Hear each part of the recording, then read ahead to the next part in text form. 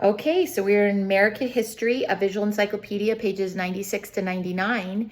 And we are not going straight in pages, just so you know, we're popping around a little bit. So that's why you're getting some different pages.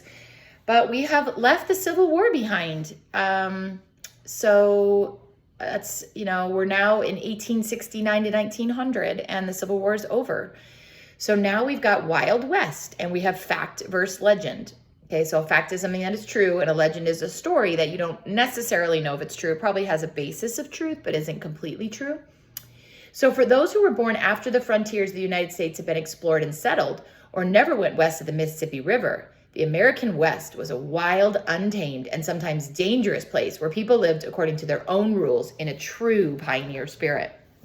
This romantic vision of cowboys and Indians, sheriffs and outlaws, was created in large part by the writers and storytellers of the day who wanted to satisfy Americans' appetite for adventure.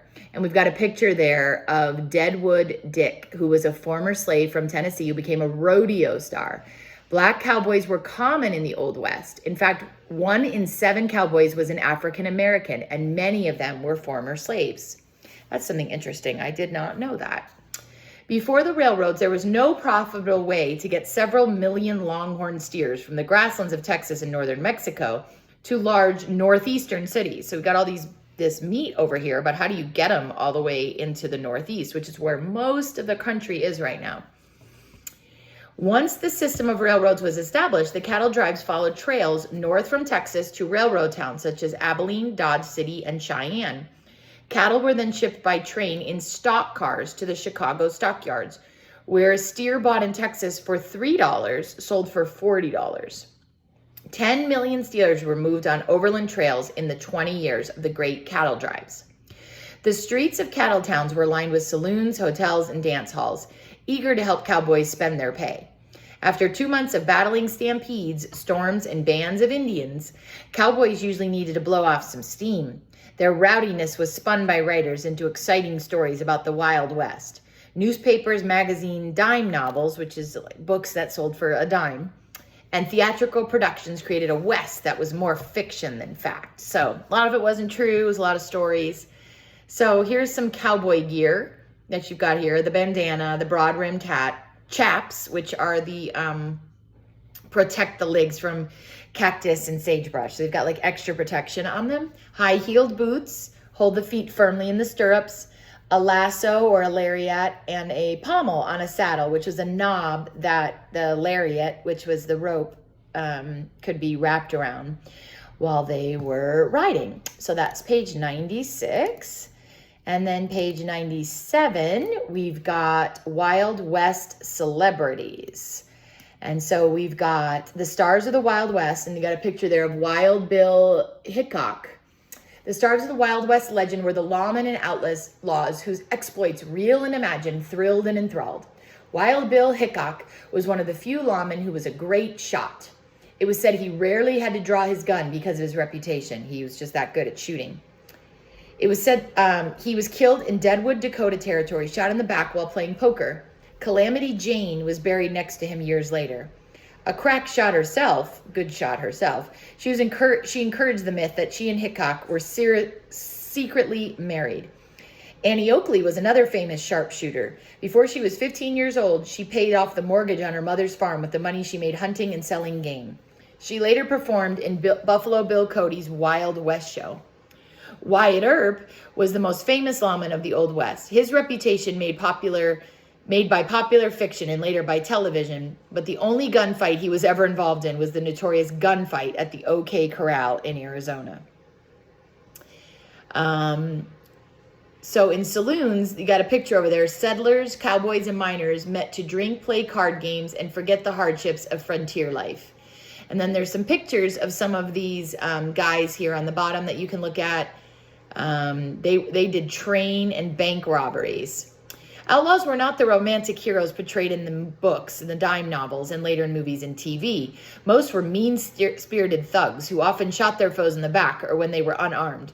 Billy the Kid was notorious for doing this. The stories about Jesse James, his brother Frank, and their gang were true in that they robbed railroads and banks. But they were not Western Robin Hoods helping the poor as they were depicted in some of the legend. So legend always has like a little bit of truth somewhere in there, but it's not actually all truth. The Wild Bunch was a gang known for robbing trains and banks from Wyoming to New Mexico. Their ringleaders were Robert L. Parker, known as Butch Cassidy, and Harry Longbaugh, known as the Sundance Kid. And I'm sure you've probably heard of Butch Cassidy and the Sundance Kid. Lots of movies and stories about them. Okay, and then on page 98 here, now we've got a new thing about the Indian Wars. So after in 1850, the native tribes of the West lost more and more of their land to frontier settlements. We've got all these people moving west, and the Indians don't have anywhere to go. The U.S. government failed to come up with a workable Indian policy, and some tribes turned to warfare. The Army slowly forced all the tribes onto reservations, and resistance was ended by 1890. Now, you all don't see reservations around here as much, but in Florida we have them, and the reservations are allowed to have casinos on them. They're allowed to sell tobacco without taxes. They have some of their own laws and rules that they're allowed to follow separate from all of the overarching United States, and that is even today. So a reservation is an area of public land set aside for use by a certain group, such as an American Indian tribe. So one of the most dramatic episodes of the Indian Wars took place in 1877 when the Army tried to round up the Nez Perce, or I'm assuming I'm pronouncing that right, Nez Perce tribe, led by Chief Joseph Hoping, to reach safety in Canada. I'm sorry, let me read that again. The Army tried to round up this tribe led by Chief Joseph. Hoping to reach safety in Canada, Chief Joseph took his people on an incredible 1,700-mile march, managing to elude the Army for more than 3 months. The tribe won the sympathy of many Americans. The half-starved families were caught and forced to surrender only 30 miles from the border. So roughly 250,000 American Indians belonging to many different tribes lived in the West, with the Plains tribes being the most numerous. Most of these groups, such as the Sioux, so S-I-O-U-X there is pronounced Sioux. It's a French word. Arapaho and Cheyenne lived by following the huge migrating herds of buffalo. Much of the buffalo meat was preserved by smoking or drying. The hides were made into teepees, clothing, and moccasins, and bones and sinews, that's like the joints and ligaments and stuff, were used for tools, weapons, and decorative items such as jewelry. Beginning with the wagon trains and army forts, each wave of westward expansion threatened this way of life. The railroads caused the greatest disruption because they crossed the buffalo migration routes. So that would definitely be a problem. And then you've got a picture here, a really cool drawing, that says in 1879, a Nebraska journalist named Thomas Tibbles and Susette LaFlesche, the daughter of an Omaha chief, sued in court to have a reservation land returned to the Ponca tribe. The Ponca won the case, and the court ruled that an Indian is a person within the laws of the United States. Tibbles and LaFlesche continued to speak out for Indian rights. They inspired a white writer named Helen Hunt Jackson, who devoted her life to working for Indian rights. In her book, which is called A Century of Dishonor, she wrote about the Indian treaties the U.S. government had broken. Her novel, Ramona, was about the California Mission Indians. And then we've got page 99 here. So conflict erupts into war. Conflict erupts into war. So the treaty system in which the U.S. government designated certain lands as reserved for American Indians was unfair and did not work, especially since the government often did not honor the agreements. As a result, some tribes turned to warfare. From the 1850s through the 1870s, so we're kind of overlapping with the Civil War here a little bit, terrible battles between Indian warriors and the U.S. cavalry broke out on the Great Plains. In 1862, Chief Little Crow led a Sioux band through Minnesota, killing scores of pioneer families. 2 years later, Colorado militiamen killed several hundred Cheyenne and Arapaho in the Sand Creek Massacre. If you ever watched Little House on the Prairie, which I think is a great show, and I encourage everybody to watch it, they have a lot early on, especially about the Indians as they were moving west to get land. General George A. Custer was widely criticized for taking so few men against the Sioux at the Battle of Little Bighorn. And here's a picture on the left. Plains Indians hunt buffalo, bison, same word, buffalo or bison, on horseback in this period painting. The bison, once numbering at least 50 million, were extinct by 1875, which is just crazy. It's just one of the reasons we have so many laws in our country, right, about how you can hunt and when you can hunt, because the animals will go extinct. So the Battle of Little Bighorn in 1874, the discovery of gold in the Black Hills of Dakota sent thousands of gold seekers through sacred Sioux lands. War parties responded by raiding white settlements. After 2 years of warfare, a group of Sioux and Cheyenne warriors confronted a U.S. cavalry column at the Little Bighorn River in Montana Territory. Instead of waiting for reinforcements, General George A. Custer led his 264 troops into battle. They were surrounded, and every last man, including Custer, was killed.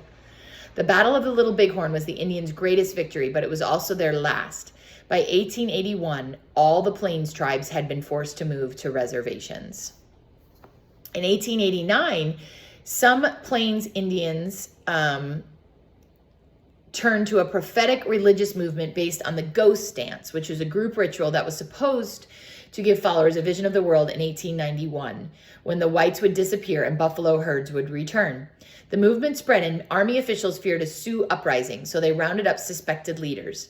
Late in 1890, soldiers were holding 350 Sioux at Wounded Knee Creek in South Dakota.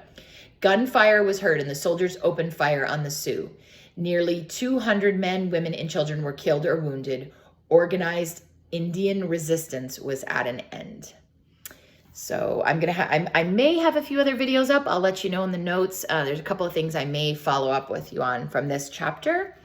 And just kind of going over some questions. Why does the author consider the Wild West as both fact and legend?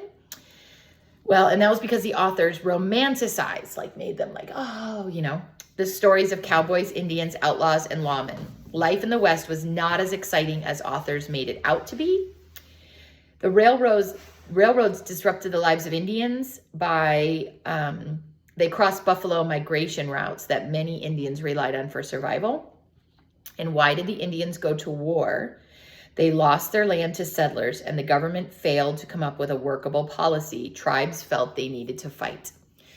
So I have a question for you. In your Q&A, I'd like you to answer this question. How did railways disrupt the lives of many Indians? And I'd like you to answer that question for this section.